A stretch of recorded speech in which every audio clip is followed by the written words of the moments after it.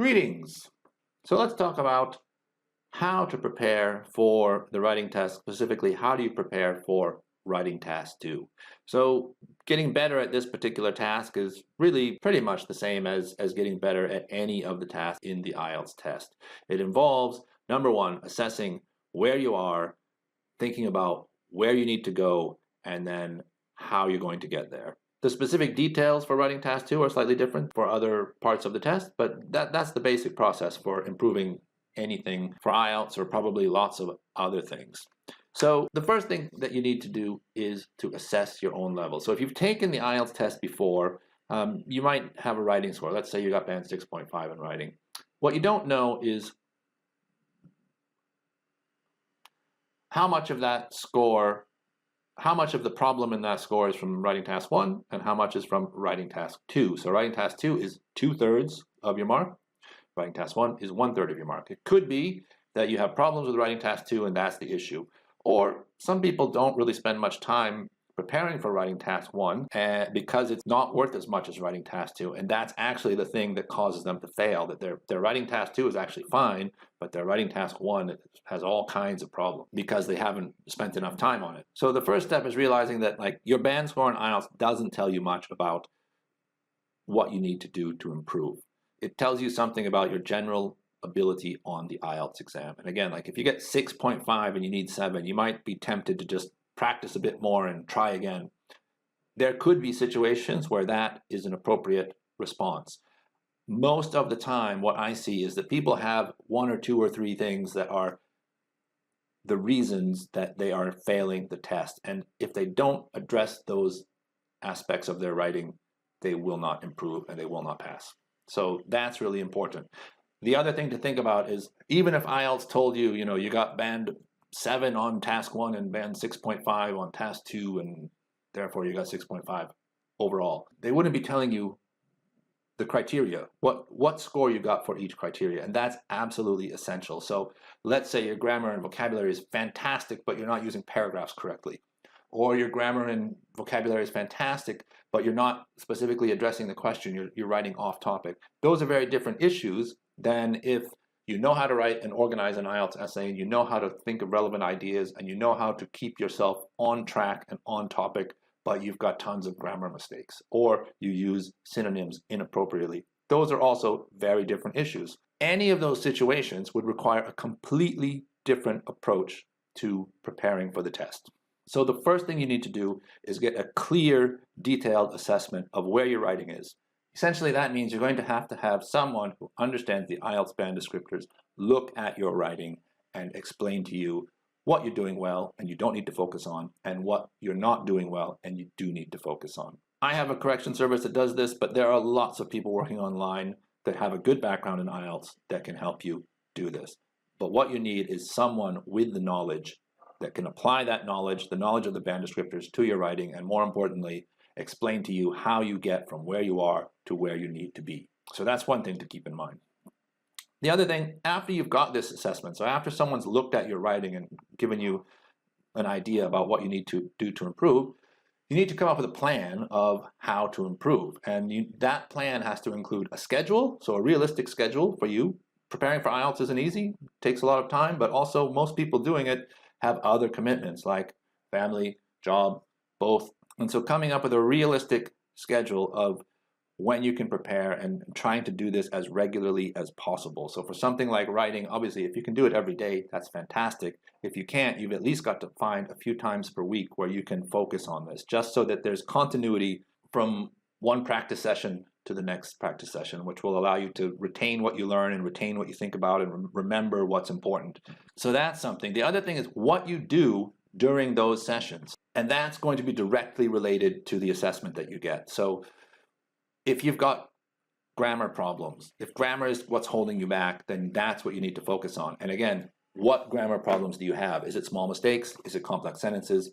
The activities that you're doing, the things that you're focusing on when you're practicing, have got to be related directly to what your issues are that are holding you back from your score. So that's also really important. Finally, if you think about the materials that you use, this is really important for writing questions. So if you go on the internet, there are tons and tons of IELTS questions, and tons of them are not realistic, not the types of questions that you would be asked on the exam. So if you're using these materials to practice, then what that means is that you're not practicing the things you'll be asked to do on the exam, and you'll be practicing something else. Probably that'll be frustrating if you're learning how to write essays one way and then you're answering questions for a different type of essay. That will probably be difficult and annoying and frustrating. The other thing is that you've got to spend time focusing on improving the things that you'll do on the exam. So using official test materials, either from IELTS.org or Cambridge, or in the Cambridge books, or British Council generally has decent materials for IELTS. IDPs are good. So the official makers and administrators of the test, that's where you need to get your practice materials, or from a teacher who knows how to write IELTS questions. So that would be someone with a lot of experience, either with the exam or with IELTS preparation. So there's no magic formula to writing IELTS questions, but they do need to satisfy certain requirements, and not just anybody should be writing IELTS writing questions for you to respond to. Again, save yourself a lot of trouble. Just use the questions in the Cambridge books, and you'll prevent yourself from having a lot of problems that way. Really, the last thing to think about is, so, once you know what your issues are, how do you track your progress? And how should you get information, feedback about your progress?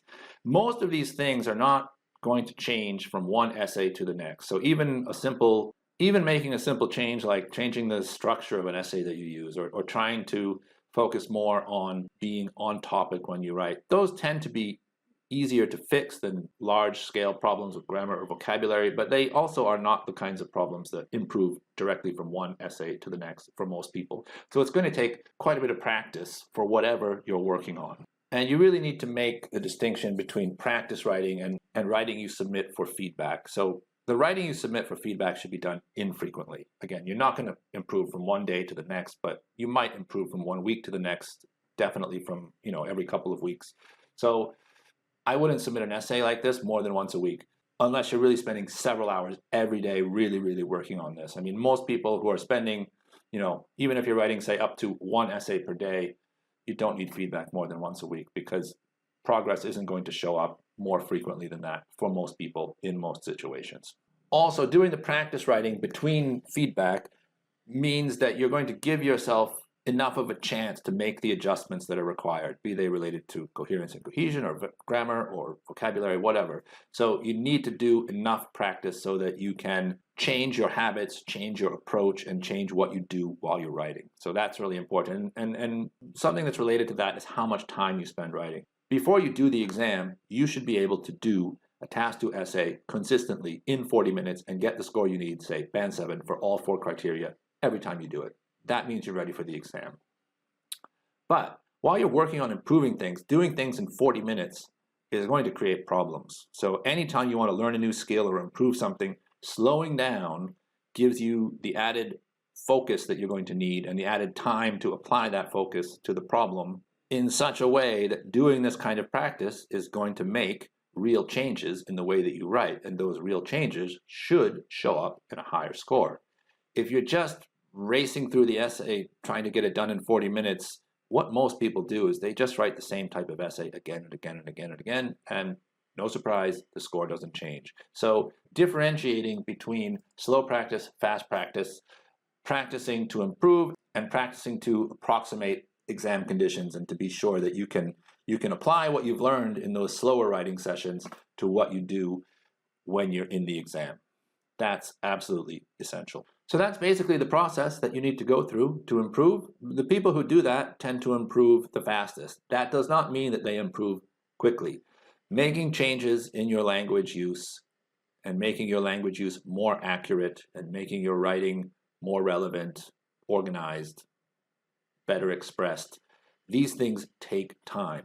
But the people who understand that and do the things that they need to do improve and get the score they need faster than the people who are in a hurry. So it's paradoxical, but the people who are in the biggest hurry take the longest to pass the test. And that is because they're hurrying, they're not focused on the things that they really need to do, and they're not putting themselves in a situation that helps them learn and helps them change so that their score goes up. And because of that, they just keep making the same mistakes over and over and over and over and not improving. It's very frustrating, it's very expensive, and it's very disruptive to their lives. And it is for a prolonged period of time usually. So Again, slow down, realize what you need to do it, and then be finished. That's really the best advice I can offer. With all of the IELTS students that I've seen in all the different situations, I've seen people writing in situations that they need to improve, and what, you know, the many different approaches students have taken. What I've noticed is that essentially people who understand what their problem is, take the appropriate time to fix the problems, and are patient and do the exam when they're ready, they do well and pass the exam. The people who don't have all kinds of problems, and it's a really difficult thing to go through. And they eventually, if they pass the test, it's because they go back to the beginning and realize that what I'm saying right now is the truth of the situation, and the best, if not the only way, to approach improving your scores for the IELTS writing test or any parts of the IELTS test. So good luck to you in your IELTS preparation, and good luck on your IELTS exam.